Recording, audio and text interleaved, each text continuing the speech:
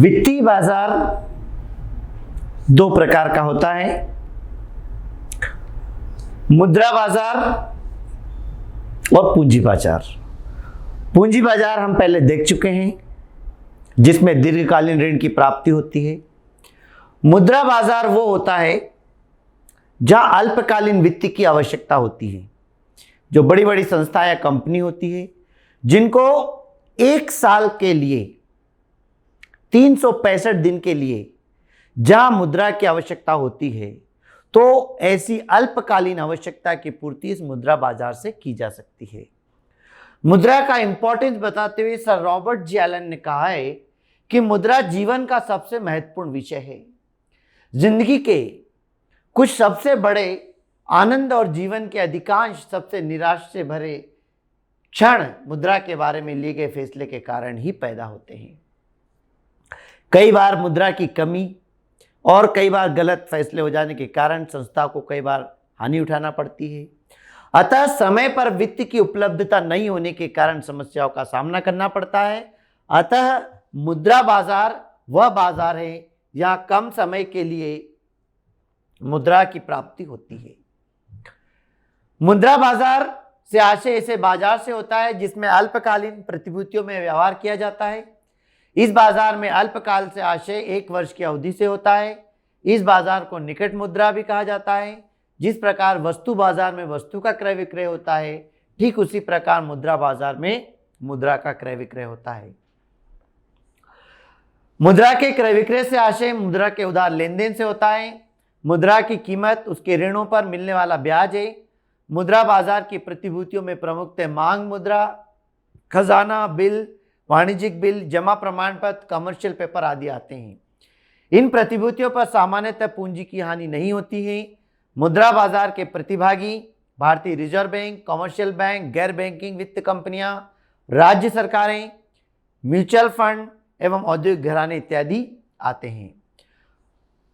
तो मुद्रा बाजार वह बाजार होता है जहां पर इन प्रतिभूतियों के माध्यम से, वो कॉमर्शियल हो सकती है, खजाना निधि हो सकती है, वाणिज्यिक बिल है, इनके माध्यम से कम समय के लिए वित्त की प्राप्ति होती है। और इसमें बड़ी बड़ी जो कंपनियां हैं, रिजर्व बैंक है, कमर्शियल बैंक है, ये सब संस्थाएं आती है जो कि एक विश्वसनीय होता है और जो विनियोग का पैसा है वो सुरक्षित होता है। वित्त बाजार की विशेषताएं। मुद्रा बाजार की पहली विशेषता है वित्तीय बाजार का प्रमुख अंग। मुद्रा बाजार फाइनेंशियल मार्केट का एक प्रमुख हिस्सा है। इसमें अल्प समय के लिए मुद्रा की पूर्ति होती है। बड़े बड़े उद्योगपतियों, व्यवसायियों, सरकार को जो अल्पकालीन समय के लिए पैसे की आवश्यकता होती है वो इस वित्त बाजार से पूरी होती है। तरलता। मुद्रा बाजार में अत्यधिक तरलता पाई जाती है। इस उद्देश्य से discount finance house of India की स्थापना की गई है। जब चाहे तब प्रतिभूतियों को कन्वर्ट किया जा सकता है और ज़्यादा से ज़्यादा 1 साल के लिए होता है, इसलिए तरलता इसमें अधिक पाई जाती है। संतुलन कार्य। अल्पकालीन वित्तीय पूर्ति तथा अल्पकालीन वित्तीय मांग में संतुलन स्थापित करने के लिए ये मुद्रा बाजार कार्य करता है। अल्प समय के लिए डिमांड जिसकी है और अल्प समय के लिए उसकी पूर्ति करना, अर्थात मांग और पूर्ति में संतुलित बनाने का कार्य मुद्रा बाजार का होता है। 2 प्रकार का मुद्रा बाजार होता है, संगठित और असंगठित। संगठित मुद्रा बाजार वो होता है जो सरकारी नियमों के अनुसार चलता है, सरकार द्वारा बनाया जाता है, जैसे कंपनीज है, बैंक है, ये सब ऑर्गेनाइज्ड है। इसके अलावा आप अपने निजी स्रोत से या साहूकार, निजी व्यक्तियों से वित्तीय सहायता लेते हैं, वो असंगठित मार्केट कहलाता है। और कम लागत। मुद्रा बाजार में व्यवहार करने के लिए बीच में कोई ब्रोकर या मीडिएटर की जरूरत होती नहीं है, तो अनावश्यक खर्चा करना नहीं पड़ता है, इसलिए कम लागत में वित्त की प्राप्ति हो जाती है। इसका महत्व क्या है? अल्पकालीन निवेश। मुद्रा बाजार अल्पकालीन निवेश के अच्छे अवसर प्रदान करता है। इससे निवेशकर्ता अपनी अधिशेष निधि पर अल्प अवधि में ही लाभ अर्जित कर लेता है। अर्थात कम समय के लिए पैसा लगाना होता है तथा निवेश करने वाला कम समय में अच्छी राशि लाभ के रूप में प्राप्त कर सकता है।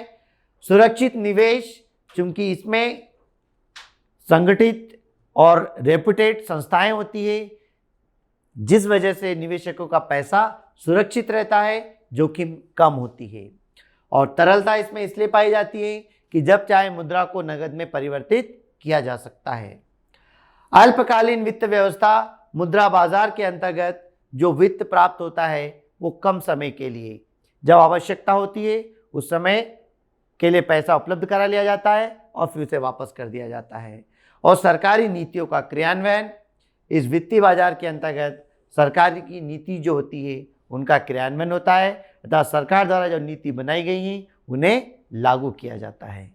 मुद्रा बाजार के प्रलेख अथवा प्रपत्र, जैसे पूंजी बाजार के अंदर वित्त की प्राप्ति के लिए जो स्रोत होते हैं, अंश है, ऋण पत्र हैं, बॉन्ड्स है, प्रतिभूतियां हैं, उसी प्रकार मुद्रा बाजार के अंतर्गत वित्त प्राप्ति के स्रोत कौन कौन से हैं? पहला है निधि बिल, ट्रेजरी बिल या ट्रेजरी फंड कहते हैं। केंद्र सरकार की अल्पकालीन वित्तीय आवश्यकताओं की पूर्ति करने के लिए भारतीय रिजर्व बैंक निधि बिल निर्गमित करती है। ये बिल व्यापारिक बैंकों एवं गैर व्यापारिक संस्थाओं को अधिकतम 1 वर्ष की अवधि के लिए जारी किए जाते हैं। इनको अंकित मूल्य से कम पर जारी किया जाता है, जबकि इनका भुगतान अंकित मूल्य के बराबर होता है। इन बिलों पर निश्चित दर से ब्याज नहीं दिया जाता, इसलिए इन्हें जीरो कूपन बॉन्ड भी कहते हैं। ये बिल मुक्त रूप से हस्तांतरणीय होते हैं या अत्यधिक तरल प्रकृति के होते हैं, क्योंकि रिजर्व बैंक इनकी कटौती पर खरीदने के लिए सदैव तैयार रहता है। जब सरकार को अल्प समय के लिए पैसे की आवश्यकता होती है तो सरकार ये ट्रेजरी बिल जारी करती है और इस ट्रेजरी बिल को बैंक एवं बड़ी बड़ी जो संस्थाएं होती है वो खरीदती हैं। सरकार इनको बट्टे पर कम मूल्य पर जारी करती है। जैसे मान लीजिए एक प्रतिभूति का मूल्य 100 रुपये है, उसको 80 रुपये में बेच दिया, पर जब वापस करेगी तो 100 रुपये ही वापस करेगी। इस प्रकार यही इन संस्थाओं को फायदा होता है। अतः सरकार की अल्पकालीन आवश्यकताओं की पूर्ति अधिकतम 1 वर्ष के लिए वो ट्रेजरी बिल के माध्यम से होता है। मांग मुद्रा, 1 दिन से लेकर 14 दिन तक की अवधि के लिए जब अल्पकालीन ऋण की आवश्यकता होती है तो उसे हम बोलते हैं कॉल मनी या मांग मुद्रा। कई बार जो बैंक होती है उनके पास कभी कभी किसी बैंक के पास आवश्यकता से अधिक फंड हो जाता है और कभी कभी किसी बैंक के पास फंड की कमी हो जाती है। तो रिजर्व बैंक के ऑर्डर अनुसार एक बैंक दूसरी बैंक को कॉल करके एक्सेस मनी लोन के रूप में ले सकती है, जिसका ड्यूरेशन, जिसका समय 1 दिन से 14 दिन तक का होता है। वाणिज्यिक पत्र, एक अच्छी साख वाली कंपनी के द्वारा अपनी अल्पकालीन, मौसमी तथा कार्यशील पूंजी की आवश्यकताओं को पूरा करने के लिए वाणिज्यिक पत्र जारी किए जाते हैं, जिसको कॉमर्शियल पेपर कहते हैं। इन प्रमाण पत्र की अवधि 12 महीने तक की होती है। बैंक, बीमा कंपनी एवं अन्य वित्तीय संस्थाएं इसको खरीदती हैं और वाणिज्यिक पत्र अल्पकालीन असुरक्षित प्रतिज्ञा पत्र होते हैं। इनका अंकित मूल्य कम से कम 5 लाख रुपए होता है। वाणिज्यिक पत्र को कंपनी सीधे क्रेता को विक्रय कर सकती है या किसी एजेंसी की सहायता से भी विक्रय कर सकती है। जब बड़ी बड़ी कोई रेपुटेड कंपनीज होती है, बहुत बड़ी बड़ी संस्थाएं जिनकी गुडविल चारों तरफ फैली होती है, वित्तीय आर्थिक सुदृढ़ होती है, ऐसी संस्थाएं अपनी अल्पकालीन आवश्यकताओं की पूर्ति के लिए कॉमर्शियल पेपर इश्यू कर सकती है, जो कि एक कॉमर्शियल की वैल्यू कम से कम 5 लाख रुपए होती है और इसको खरीदने वाली बड़ी बड़ी वित्तीय या बैंकिंग संस्थाएं होती है। और कॉमर्शियल बिल का मतलब होता है उधार क्रय विक्रय की समस्या का हल करने के लिए एक बिल होता है, जिसको विनिमय विपत्र बोलते हैं। जैसे आपने 11th में विनिमय विपत्र वाला एक चैप्टर पढ़ा होगा, bills receivable and bill of exchange, है ना। तो जब किसी व्यक्ति को किसी से उधार पैसे लेने हो, उधार माल बेचना हो, तो विक्रय करने वाला सामने वाले व्यक्ति पर लिखित रूप से एक बिल लिखता है, सामने वाला उस पर स्वीकृति करके वापस लौटा देता है। तो ऐसा बिल जो होता है वो विनिमय बिल कहलाता है। इस विनिमय बिल के माध्यम से लेन देन हो जाता है और अल्पकाल समय के लिए वित्त की प्राप्ति हो जाती है। इसकी ज़्यादातर अवधि 90 दिन की होती है। इसके अलावा जमा प्रमाण पत्र होता है। जमा प्रमाण पत्र मतलब सर्टिफिकेट ऑफ डिपॉजिट। यह प्रमाण पत्र एक कंपनी के द्वारा बैंक में जमा कराई गई जमा राशि का बैंक द्वारा जारी प्रमाण पत्र होता है। यह एक विनिमय साध्य प्रपत्र होता है। यह एक निश्चित अवधि के बाद बेचान द्वारा हस्तांतरण किया जा सकता है। इसका निर्गमन अनुसूचित वाणिज्यिक बैंक और भारतीय वित्तीय संस्था के द्वारा किया जाता है। इनकी अवधि 3 महीने से 12 महीने तक की होती है। इनका अंकित मूल्य भी कम से कम 5 लाख रुपए होता है। ये फिक्स डिपॉजिट नहीं होता, ये जमा सर्टिफिकेट होता है। 3 महीने से 12 महीने की अवधि का होता है। आप उस सर्टिफिकेट को किसी और को ट्रांसफर भी कर सकते हैं। इस प्रकार अल्पकालीन अवधि के अंतर्गत बैंक या संस्था को भी वित्तीय प्राप्त हो जाते हैं और कोई व्यक्ति उसको जब चाहे तब उसको ट्रांसफर करके भी वित्त की प्राप्ति कर सकते हैं। पूंजी बाजार एवं मुद्रा बाजार के अध्ययन के पश्चात हम देखते हैं दोनों में क्या अंतर है। अवधि, पूंजी बाजार में जो भी वित्त की प्राप्ति होती है वो दीर्घकालीन अवधि के लिए होती है, अर्थात 1 साल के अधिक के लिए होता है। और मुद्रा बाजार के अंतर्गत जो भी वित्त की प्राप्ति, ऋण की प्राप्ति होती है वो 1 दिन से लेकर 1 साल तक के लिए होती है। तरलता, पूंजी बाजार सीमित तरलता वाला होता है, मुद्रा बाजार में तरलता ज्यादा होती है। सीमित तरलता का मतलब ऐसा होता है कि लॉन्ग टर्म है, इसमें भी कभी भी कैश में कन्वर्ट किया जा सकता है, परंतु उसकी तुलना में मुद्रा बाजार में बहुत अधिक मात्रा में कैश में कन्वर्ट इसलिए किया जा सकता है क्योंकि इसका समय कम होता है। इस बाजार में जोखिम होती है, इस बाजार में सुरक्षा होती है। जोखिम इसलिए होती है क्योंकि पूंजी बाजार में दीर्घकालीन प्रतिभूतियां होती है, इनका मूल्य कम ज़्यादा होते रहता है, इसलिए विनियोगता को कभी कभी हानि भी हो जाती है। इसलिए इसमें रिस्क होती है, इसमें सुरक्षा का तत्व होता है और इसके अंतर्गत रिस्क की संभावनाएं कम होती है। विनियोग की राशि एवं प्रपत्रों का अंकित मूल्य कम रहता है, ये सामान्य जन की पहुंच में होते हैं और इसमें विनियोग की गई राशि का मूल्य अधिक होता है।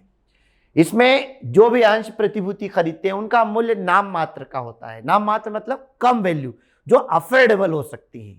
एक अंश की वैल्यू 10 रुपये भी हो सकती है, 100 रुपये भी हो सकती है, 50 रुपये भी हो सकती है। मतलब इस प्रकार विनियोग का मूल्य होता है कि सामान्य व्यक्ति विनियोग कर सकता है, लेकिन अल्पकालीन के अंतर्गत प्रतिभूतियों का मूल्य बहुत ज़्यादा रहता है, तो हर व्यक्ति इसको विनियोग नहीं कर सकता। पूंजी बाजार सेबी द्वारा नियंत्रित है, यह रिजर्व बैंक द्वारा नियंत्रित है। यह स्टॉक एक्सचेंज बोर्ड द्वारा कंट्रोल होता है, उसके रूल्स रेगुलेशन के अकॉर्डिंग चलता है और यह रिजर्व बैंक ऑफ इंडिया के अकॉर्डिंग होता है। इसमें खरीदी बिक्री करने में काफ़ी समय लगता है और इसमें लेन देन शीघ्रता से होते हैं। काफ़ी समय इसलिए लगता है क्योंकि लॉन्ग टर्म होता है, अकाउंट खुलवाना, थोड़ी प्रोसीजर करना पड़ती है, तो इसमें समय लगता है और इसमें समय कम लगता है। पूंजी बाजार में मुद्रा बाजार की तुलना में आय ज़्यादा होती है और मुद्रा बाजार में पूंजी बाजार की तुलना में आय कम होती है, क्योंकि इसके अंतर्गत ज़्यादातर बट्टे पर प्रतिभूतियों का निर्गमन होता है मुद्रा बाजार में, तो लाभ इसमें ज़्यादा होता नहीं है, पर इसके अंतर्गत ज़्यादा लाभ होता है। प्रवृत्ति, पूंजी बाजार के द्वारा स्थायी और कार्यशील दोनों प्रकार की पूंजी प्राप्त होती है और इसमें सिर्फ कार्यशील पूंजी प्राप्त होती है। स्थायी पूंजी जो स्थायी संपत्तियों को क्रय करने में लगाई जाती है, बड़े स्तर पर है तो ज़्यादा कार्यशील पूंजी की जरूरत हो तो ऐसी कार्यशील पूंजी भी इस पूंजी बाजार से प्राप्त की जा सकती है, लेकिन मुद्रा बाजार से केवल कार्यशील पूंजी की ही प्राप्ति होती